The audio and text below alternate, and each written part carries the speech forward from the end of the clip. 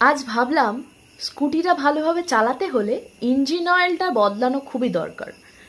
তো স্কুটিতে সাধারণত 3000 কিলোমিটার রান হওয়ার আগেই ইঞ্জিন অয়েলটা চেঞ্জ করে নিতে লাগে। তাই সকাল সকাল বেরিয়ে পড়লাম শোরুমের দিকে।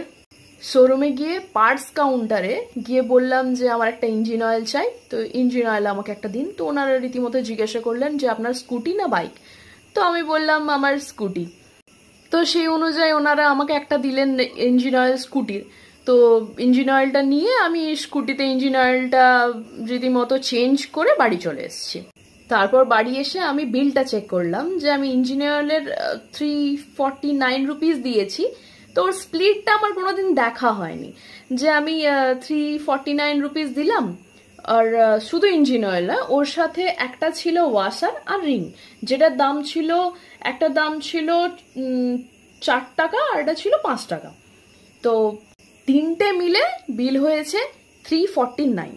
এবার আমি যখন ওই ট্যাক্স রিভিউটা দেখলাম, ট্যাক্স ছাড়া যে বিলটা, সেটা একবার আপনি দেখুন। তো আমি বেসিক্যালি তিনটে জিনিস পারচেস করেছিলাম, ইঞ্জিন অয়েল, ওয়াশার আর রিং।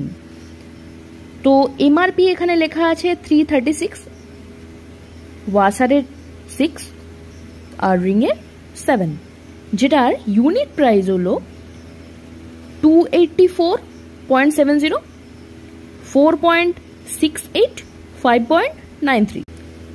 তো এই তিনটেকে যোগ করলে আমার হচ্ছে 349 রুপিস। তো এবার আমি দেখলাম এর ট্যাক্স ভিউটা। তো ট্যাক্স ভিউতে যেটা দেখলাম, আমি টোটাল পার্টস পারচেস করেছি 295 রুপিসের, মানে 295 টাকা 31 পয়সা সামথিং। আর সেটার জন্য আমি ট্যাক্স পে করেছি 53 টাকা 62 পয়সা। মানে আমি 295 টাকার জিনিস কিনে 53 টাকা 62 পয়সার ট্যাক্স পে করেছি।